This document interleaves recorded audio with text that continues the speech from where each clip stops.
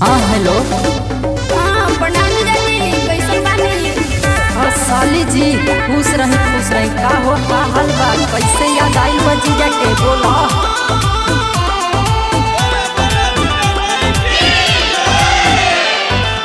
चलते दशहरा साली का तोहके भइले जीजा के याद बोला कैसे बहाइले काहे साली कैसे याद कैलू हा?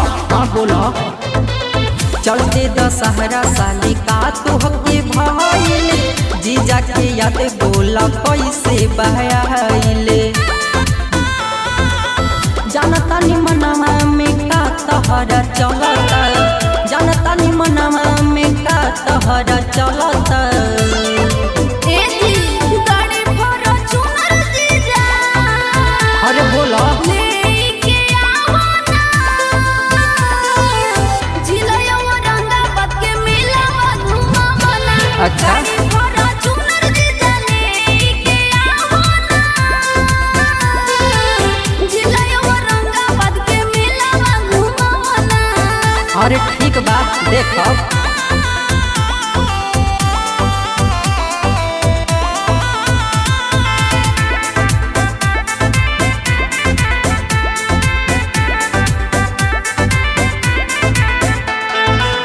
छुट्टी नहीं मिलल बोला कैसे के आई दीदिया से बोले दे हम साथे चली जाई। परसल जीजा बुलेट पागु वइनी एहू साल बोले काहे नहीं आ चुरइनी। अच्छा ठीक बा छुट्टी मिली त आ जाई। छुट्टी नहीं मिलल बोला कैसे के आई दीदिया से बोले दे हम साथे चली जाई। परसल जीजा बुलेट पागु वइनी एहू साल बोले काहे नहीं आ चुरइनी। ऐसे नहीं बोला साली दिलावा हहरता ऐसे नहीं बोला साली दिलावा हहरता। ए जी गाड़ी भरो चुनर जीजा अरे बोला लेके आओ ना जिलयो औरंगाबाद के मेला घुमावो ना। अच्छा। गाड़ी भरो चुनर जीजा लेके आओ ना जिलयो औरंगाबाद के मेला घुमावो ना।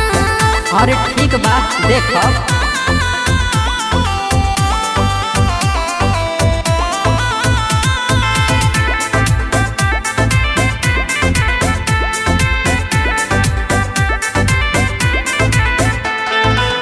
जवन बुझताड़ू हम वैसन न बानी कैसे बताई साली हम ही जानतानी। लफड़ा नई से बनावा ना तू जीजा ओइ बनाई घरे हम को देब नती जा। अरे साली जी ऐसे मत बोला जवन बुझताड़ू हम वैसन न बानी कैसे बताई साली हम ही जानतानी। लफड़ा नई से बनावा ना तू जीजा ओइ बनाई घरे हम को देब नती जा। सत्य दितावा के मनबू न डोलता विकास दितावा के मनबू न डोलता। ए जी गाड़ी भरो चुनर जीजा अरे बोला लेके आओ ना जिलयो औरंगाबाद के मेला घुमावो ना। अच्छा। गाड़ी भरो चुनर जीजा लेके आओ ना जिलयो औरंगाबाद के मेला घुमावो ना। अरे ठीक बा देख।